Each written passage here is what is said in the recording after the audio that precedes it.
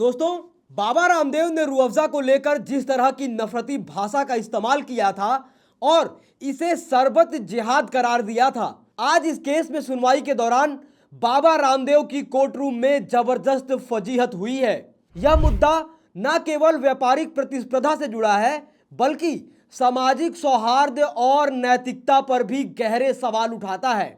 आज कोर्ट में सुनवाई के दौरान दिल्ली हाई कोर्ट ने बाबा रामदेव के सरबत जिहाद बयान को लेकर कड़ी टिप्पणी की है, जिसमें उन्होंने हमदर्द कंपनी के मशहूर रूह अफ़ज़ा पर निशाना साधा था।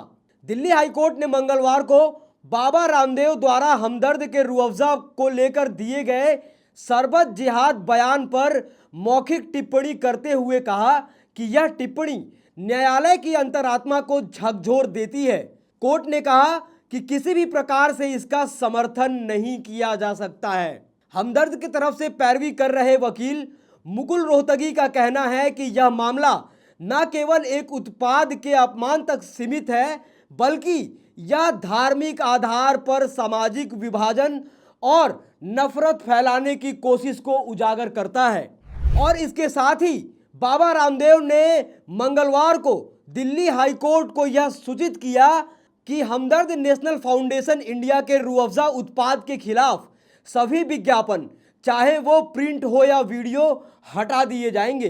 दोस्तों, पूरा मामला बेहद ही गंभीर है, तो वीडियो में अंत तक बने रहिएगा। पर वीडियो में आगे बढ़ने से पहले अगर आप देश नीति चैनल पर पहली बार आए हैं तो चैनल को अभी सब्सक्राइब करें और बेल आइकॉन दबा दें, ताकि चैनल से जुड़ी तमाम जानकारी आपको मिलती रहे। बाबा रामदेव ने अप्रैल 2025 में पतंजलि के गुलाब शरबत का प्रचार करते हुए एक विवादास्पद वीडियो में कहा कि एक कंपनी अपने मुनाफे का उपयोग मस्जिदों और मदरसों के निर्माण के लिए करती है। जाहिर तौर पर इनका इशारा रूह अफ़ज़ा की तरफ था। उन्होंने इसे सरबत जिहाद करार देते हुए कहा कि पतंजलि का शरबत पीने से गुरुकुल, आचार्य कुलम और पतंजलि विश्वविद्यालय का विकास होगा। यह बयान न केवल एक उत्पाद को नीचा दिखाने का प्रयास था, बल्कि इसमें धार्मिक भावनाओं को भड़काने और समुदायों के बीच विभाजन पैदा करने की मंशा स्पष्ट थी। और जब बाबा रामदेव के इस बयान की आलोचना होने लगी, तो बाबा रामदेव ने अपने बयान का बचाव करते हुए कहा था कि उन्होंने किसी ब्रांड या समुदाय का नाम नहीं लिया है। दिल्ली हाई कोर्ट में हमदर्द की याचिका पर सुनवाई के दौरान हमदर्द की ओर से वरिष्ठ वकील मुकुल रोहतगी ने कहा कि यह एक चौंकाने वाला मामला है, जो न केवल रूह अफ़ज़ा उत्पाद पर अपमान से परे है, बल्कि यह सांप्रदायिक विभाजन का भी मामला है। उन्होंने कहा कि बाबा रामदेव की टिप्पणी नफरत फैलाने वाले भाषण के समान है। रोहतगी ने यह भी बताया कि बाबा रामदेव ने हमदर्द के मालिकों की धार्मिक पहचान पर हमला किया। यह व्यवहार न केवल अनैतिक है, बल्कि यह भारतीय संविधान के समानता और धर्मनिरपेक्षता के सिद्धांतों का भी उल्लंघन करता है। बाबा रामदेव का यह बयान उनके पुराने विवादों की कड़ी में एक और कदम है। इसके पहले सुप्रीम कोर्ट ने उनके और आचार्य बालकृष्ण के खिलाफ भ्रामक विज्ञापनों और एलोपैथी के खिलाफ टिप्पणियों के लिए स्वतः संज्ञान लिया था। इसके बावजूद रामदेव ने अपनी रणनीति नहीं बदली। वो बार बार धर्म और राष्ट्रवाद का सहारा लेकर अपने उत्पादों को बढ़ावा देते रहे हैं, जो कि एक खतरनाक प्रवृत्ति है। यह रणनीति न केवल उनके ब्रांड की विश्वसनीयता को कम करती है, बल्कि यह सामाजिक ताने बाने को भी नुकसान पहुंचाने का काम करती है। हमदर्द, जिसकी स्थापना 1907 में हकीम हाफिज अब्दुल मजीद ने की थी, एक ऐसी कंपनी है जो अपनी गुणवत्ता और परंपरा के लिए जानी जाती है। रूह अफ़ज़ा भारतीय संस्कृति का हिस्सा है। इसे हिंदू, मुस्लिम, सिख, ईसाई सभी समुदायों ने पसंद किया है। बाबा रामदेव का इसे धार्मिक रंग देना न केवल हमदर्द के प्रति अन्याय है, बल्कि यह उस साझा विरासत पर भी हमला है जो रूह अफ़ज़ा जैसे उत्पादों ने बनाई है। इस बयान का सबसे चिंताजनक पहलू यह है कि यह सामाजिक सौहार्द को कमजोर करता है। भारत, जो अपनी विविधता के लिए जाना जाता है, पहले से ही कई सामाजिक और धार्मिक तनावों का सामना कर रहा है।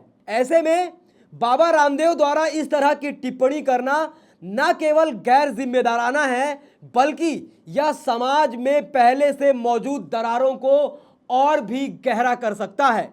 बाबा रामदेव ने बाद में दावा किया कि उन्होंने किसी ब्रांड या समुदाय का नाम नहीं लिया है, लेकिन यह बचाव बेहद ही कमजोर है।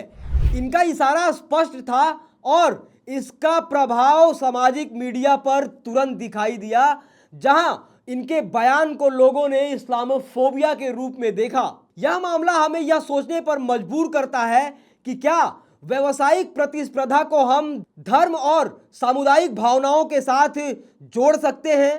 पतंजलि एक स्टैब्लिश ब्रांड है जिसे अपनी गुणवत्ता के आधार पर बाजार में जगह बनानी चाहिए। इसके बजाय बाबा रामदेव ने नकारात्मक प्रचार का रास्ता चुना और रूह अफ़ज़ा के बारे में उन्होंने ऐसी टिप्पणी की थी। दिल्ली हाईकोर्ट की यह टिप्पणी न केवल बाबा रामदेव के बयानों की गंभीरता को दर्शाता है, बल्कि यह एक मजबूत संदेश भी देता है कि नफरत भरे भाषण और सामुदायिक विभाजन को बढ़ाने वाली टिप्पणियों को बर्दाश्त नहीं किया जाएगा। हमें यह याद रखना चाहिए कि रूह अफ़ज़ा जैसे उत्पाद हमारी साझा संस्कृति के प्रतीक हैं और इन्हें धार्मिक या सांप्रदायिक चश्मे से नहीं देखा जाना चाहिए। और एक बार फिर से कोर्ट में बाबा रामदेव की भारी फजीहत हुई है और कोर्ट ने उनके बयान पर मौखिक रूप से टिप्पणी की है कि यह कोर्ट की अंतरात्मा को झकझोर देता है।